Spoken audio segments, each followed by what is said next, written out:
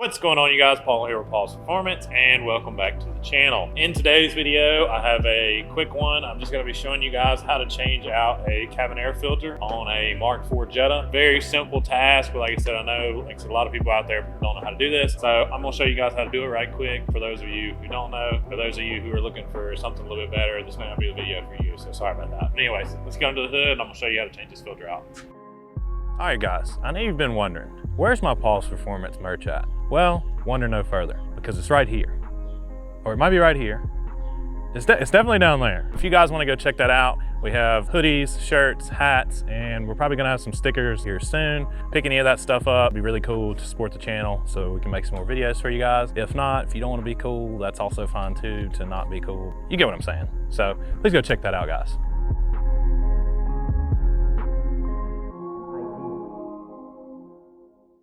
Alrighty guys, so first thing you're going to do is you're going to come and pop the hood. Cabin filter will be accessed from the outside, not the inside. So you're going to come over here to the passenger side and you're going to see this plastic panel here that's held in by these 4 Phillips screws. So we're going to remove those screws and we're going to take this panel out.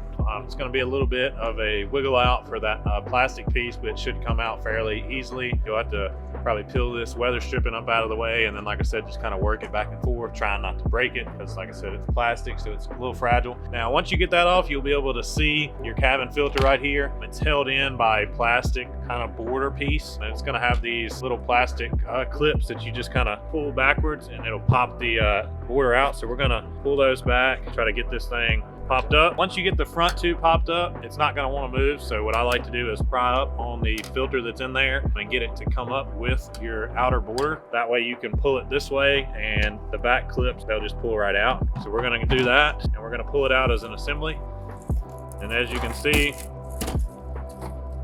this one is in great shape. We can put this one back in. So we got our new filter in. If your filter looks as bad as that one does with all the leaves and stuff in it, you really want to take your time and vacuum out any of those leaves that are in that area. Because if you look down in there, you can see your blower motor, which is directly down up underneath this filter. You don't want any leaves or acorns or anything like that was on that to be down in there, because if it gets into that blower motor, it will cause it to vibrate badly and your dash will be vibrating like crazy.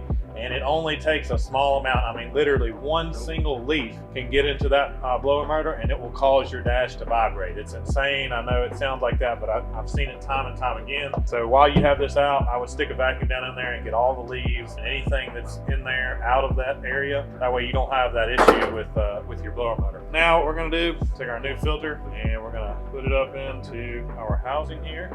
And you need to make sure that this goes back in the way it come out, because on the back side you have these little grooves that it pops into, and then on the front side you actually have where it catches your clip, so you don't want to put that in reverse. Now that we have it kind of assembled up in one piece to where we can fit it in here, we're going to work it back in. Like I said, this is a little bit more of a pain filter to change out. Like I said, all cabin filters tend to be a little bit of a pain. You're gonna work it back in there, and then you gotta try to catch these back grooves in. Once you catch those in, it'll pop right into place. So once you get your back side in, you'll get your front two popped in. Now your filter's changed out nice and fresh, and then all you have to do is reverse your installs, put your plastic piece back in, just kind of work it back up in there. Sometimes they fall right in. Hopefully you're lucky and that's what happens with you. Fortunately for me, I will not get that lucky. Now we're back up in there. Make sure all our holes are lined up for our screws, and we're going to install our screws, and we are done. Now I'm going to sit here and say, you know, this is not that bad of a job, and it's really not, but it is a pain. Sometimes they'll come right in and out and you won't have any trouble, and like I said, other times it'll be a little bit more of a pain, but it's still not a hard job to do. It's still fairly simple. The main part is just not letting it whoop you, because if you let that happen, it will continue to whoop you. As far as getting this filter in and out, if you can't get it out, you might want to walk away, come back, but you definitely want to change it, because as you can see how badly that one looks, that's what most cabin air filters look like, because nobody ever changes them. If your car has a cabin air filter, it needs to be changed, including this one, because like I said, that's the air that you're getting inside the cab, and if it's got mold and, you know, acorns and, you know, mouse pee all over it, that's what's blowing in your face inside the car. So if you like that stuff, then by all means continue on. Alrighty guys, so that concludes the cabin filter install on your Mark IV Jetta. I hope this helps you out. Like I said, I know this wasn't a really hard and technical engine rebuild on a LH. I figured I'd cover this while we were doing these simple maintenances items on this Silver Bean that we've fixed from a broken timing belt, because I know there is people out there who need to know this information, so I figured I'd help them out as well. Looking out for you guys as well. As always, I appreciate you guys watching. Please like and subscribe, and see you guys next time.